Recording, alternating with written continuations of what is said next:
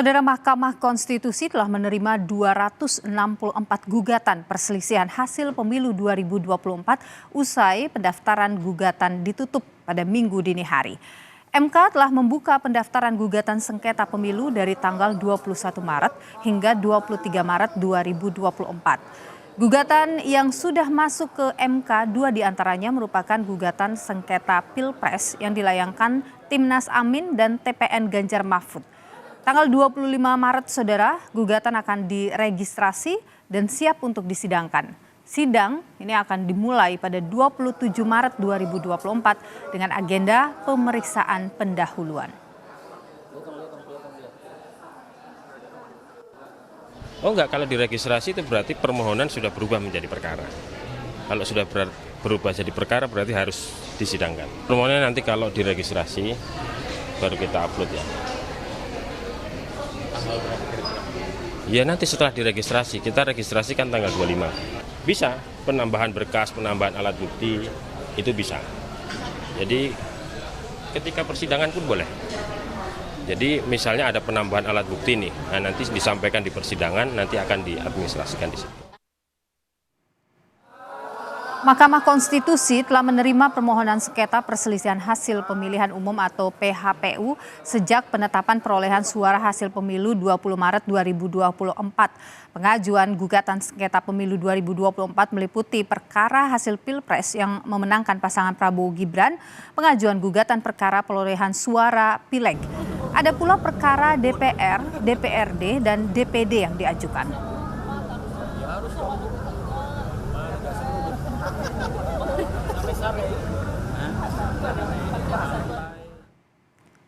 Berikut adalah nama pemohon yang menggugat hasil Pilpres 2024 ke Mahkamah Konstitusi. Pertama adalah Anies Rashid Baswedan dan Muhaimin Iskandar. Kedua adalah Ganjar Pranowo dan Mahfud MD. Pemohon menggugat hasil Pilpres dengan termohon dalam hal ini Komisi Pemilihan Umum sebagai penyelenggara pemilu. Sementara ada 4 partai politik yang menggugat hasil pemilu 2024. P3 menggugat hasil pemilu di 18 provinsi se-Indonesia. Suara P3 diubah di sejumlah dapil. Demokrat mengajukan pelanggaran di 11 provinsi serta penggelembungan suara bagi partai lain. PSI, saudara, mengajukan permohonan PHPU untuk 2 provinsi, Sumatera Utara dan Jawa Timur. Sementara PDI Perjuangan fokus pada pelanggaran pemilu secara terstruktur, sistematis, dan masif. Nah, saudara, sidang sengketa Pilpres ini akan dimulai pada Rabu nanti 27 Maret 2024. Lalu bagaimana persiapan Mahkamah Konstitusi menghadapi sidang gugatan? Kita bahas, saudara, sore hari ini bersama juru bicara Mahkamah Konstitusi, Fajar Laksono, yang sudah bergabung melalui sambungan Zoom. Selamat sore Pak Fajar, sehat selalu. Selamat sore Mbak Nilo, sehat, terima kasih. Ya, Pak Fajar, jadi persiapan untuk jelang sidang nanti tanggal 27 Maret seperti apa ini Pak? Iya, yang pasti tadi sudah Mbak Nilo sampaikan, nanti 25 Maret kita registrasi. Setelah diregistrasi kan itu harus disampaikan kepada salinan permohonan itu kepada seluruh pihak gitu ya. Kemudian tanggal 25-26 itu ada waktu untuk pengajuan permohonan sebagai pihak terkait, dan begitu. Baru tanggal 27 kita sidang, yang artinya seluruh pihak yang berkepentingan dengan perkara perselisihan hasil Pilpres itu sudah bisa dihadirkan di persidangan. Oke, baik. Pak Fajar, ini nanti untuk sidang pertama itu nanti yang mana nih akan dimulai? Permohonan Anies atau Ganjar? Iya, kalau ada 2 perkara kita memang menyiapkan skenario masing-masing perkara itu diberi waktu 4 hari gitu ya. Nah, kemungkinan besar nanti sambil kita update terus, kemungkinan besar pasangan 01 yang akan dijadwalkan karena mendaftarkan lebih dulu, kan begitu. Oke, jadi Anies dulu sampai selesai baru kemudian ke gugatan selanjutnya yang dari Ganjar, begitu ya Pak ya?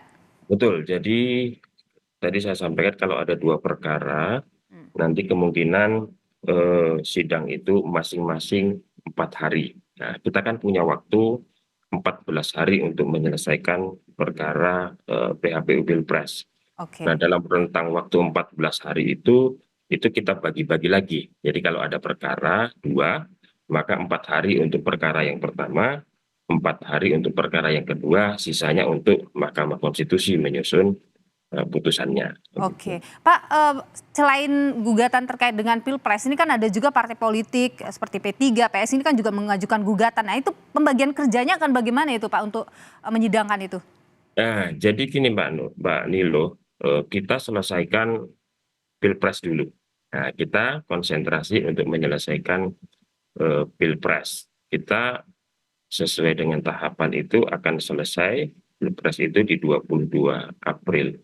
Oke, Lalu setelah itu, meskipun pengajuan permohonan sudah dilakukan dalam rentang waktu 3 kali 24 jam kemarin untuk Pileg, itu kita registrasinya nanti setelah 22 April.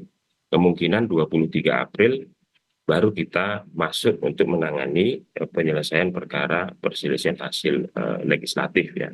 oke. Itu Baik, batasnya sampai kapan itu? 30 hari kerja Oh, sejak nanti diregistrasi. Jadi kalau tanggal 23 April nanti kita sudah bisa registrasi, maka persidangan berikutnya itu ujungnya nanti di paling lama atau 30 hari kerja yang terakhir itu adalah 10 Juni. Jadi tuntas kita mudah-mudahan di 10 Juni itu. oke, jadi 26 April untuk Pilpresnya akan ada hasilnya, kemudian 10 Juni kira-kira itu untuk Pilegnya begitu ya Pak ya? Ya, 22 April ya Pilpres, Oke, baik. kemudian 10 Juni untuk Pileg. Untuk pileknya, oke baik. Pak Fajar, ini terkait dengan posisi Pak Anwar Usman. Ini kan sempat di dalam hasil putusan yang sebelumnya tidak dilibatkan dalam pilpres begitu ya Pak. Jadi itu dipastikan tidak akan terlibat ya Pak Anwar Usman. Iya, sejauh ini memang sudah juga sering disampaikan oleh Ketua Mahkamah Konstitusi, saya kira. Jadi berdasarkan putusan Majelis Kehormatan Mahkamah Konstitusi bulan Oktober atau November lalu, memang Hakim Anwar Usman tidak diperbolehkan untuk memeriksa dan memutus perkara perselisihan hasil pilpres, dan itu yang kemudian Oke. dipegang, itu yang ditaati oleh Mahkamah Konstitusi, sehingga Pilpres nanti akan disidangkan dalam sidang pleno yang terdiri dari 8 hakim Oke. konstitusi. Kalau pileknya bagaimana Pak? Karena kan meskipun Pak Anwar Usman boleh untuk sengketa pileknya, tapi kan di situ ada PSI yang juga menggugat Ya, dan ketuanya itu Kaisang. Ada dianggap ada konflik kepentingan nih karena keponakan. betul. Dan itu memang ada juga di dalam bagian dari putusan Majelis Kehormatan Mahkamah Konstitusi tempo hari. Salah satu sanksi yang diberikan kepada Hakim Anwar Usman adalah tidak boleh ikut memeriksa dan memutus perselisihan hasil pemilihan umum legislatif manakala terjadi atau potensial terjadi konflik kepentingan. Nah, dalam konteks ini seperti yang disampaikan Mbak Nilo tadi, misalnya ketika ada pemohonnya adalah PSI atau mungkin pihak terkaitnya PSI, nah di situ putusan Majelis Kehormatan itu juga harus ditegakkan. Oke, artinya Pak Anwar Usman untuk perkara sengketanya PSI tidak akan dilibatkan. Ya, Oke, baik. Berarti hanya 8 hakim yang akan memeriksa untuk sengketa PSI ini ya Pak ya? kalau di Pileg Mbak Nilo itu nanti kan kita bagi per panel ya, karena jumlah perkaranya kan banyak.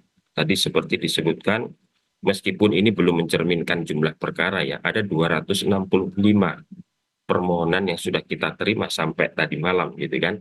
Tapi itu belum belum kita telaah betul, belum kita olah data gitu ya, yang mencerminkan jumlah perkara. Nah, dengan jumlah perkara yang sedemikian banyak itu tentu tidak mungkin kalau kita menyidangkan itu secara pleno seperti halnya Pilpres. Nah, oleh karena itu, seperti praktik di pemilu sebelumnya, itu nanti kita bagi panel-panel. Ada 3 panel untuk memeriksa.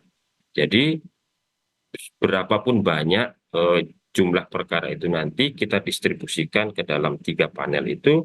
dan 3 panel itu bisa bersama-sama sidang gitu ya, secara simultan gitu, di 3 Oke. sidang yang berbeda. Oke, dan ketika panel itu membahas PSI maka Pak Anwar Usman tidak ada di dalamnya, gitu ya Pak? Ya, dan Oke, tentu itu nanti strateginya adalah karena masing-masing panel ini harus terdiri dari 3 hakim. oke. Nah, jadi bagaimana nanti kita kita apa namanya, kita skenariokan juga kalau memang itu terjadi, maka harus ada hakim konstitusi yang menggantikan gitu. Baik, terima kasih Pak Fajar Laksono, juru bicara Sama-sama, Mbak Mahkamah Nurul. Konstitusi sudah berbagi pandangan di Kompas Petang. Sehat selalu.